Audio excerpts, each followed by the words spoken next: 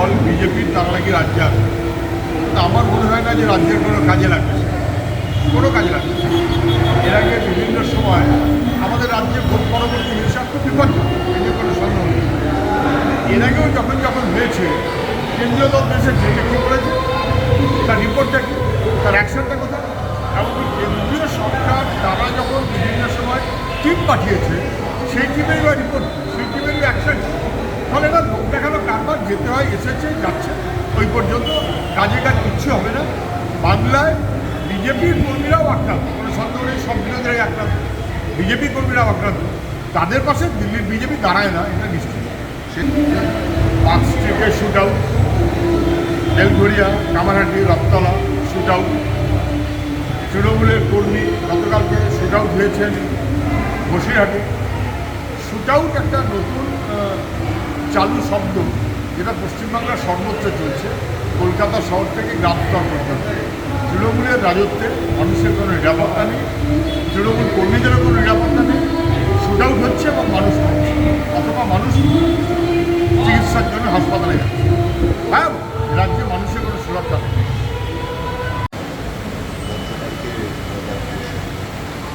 আমাদের রাজ্যে রাজ্যপাল এবং রাজ্য সরকার সংঘাত লোক দেখানো প্রায়শই হয়, এবং মানে আছে বলে আমি মনে করি না।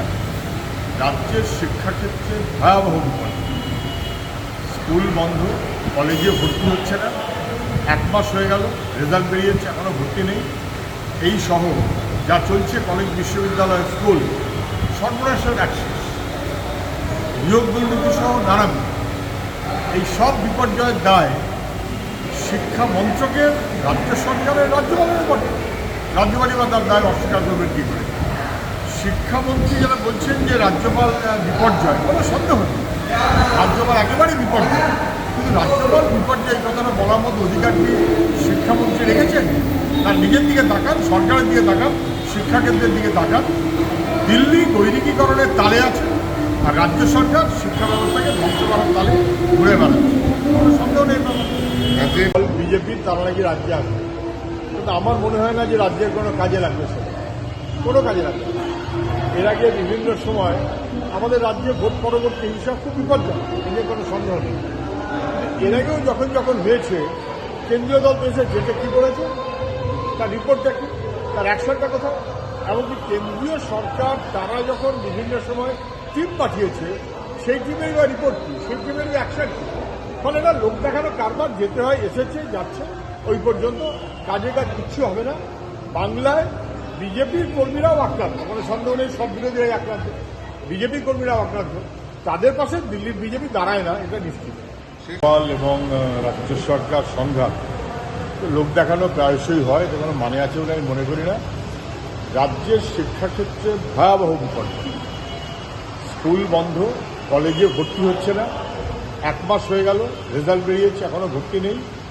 এই সহ যা চলছে কলেজ, বিশ্ববিদ্যালয়, স্কুল, সর্বনাশের অ্যাক্সেস, নিয়োগ দুর্নীতি সহ নানান এই সব বিপর্যয়ের দায় শিক্ষা মন্ত্রকের, রাজ্য সরকারের, রাজ্যপালের উপর। রাজ্যপালই বা তার দায় অস্বীকার করবেন কী করে? শিক্ষামন্ত্রী যারা বলছেন যে রাজ্যপাল বিপর্যয়, কোনো সন্দেহ নেই, রাজ্যপাল একেবারেই বিপর্যয়। কিন্তু রাজ্যপাল বিপর্যয় এই কথাটা বলার মতো অধিকার কি শিক্ষামন্ত্রী রেখেছেন? তার নিজের দিকে তাকান, সরকারের দিকে তাকান, শিক্ষাকেন্দ্রের দিকে তাকান। দিল্লি গৈরিকীকরণের তালে আছে, আর রাজ্য সরকার শিক্ষা ব্যবস্থাকে ধ্বংস করার তালে ঘুরে বেড়াচ্ছে।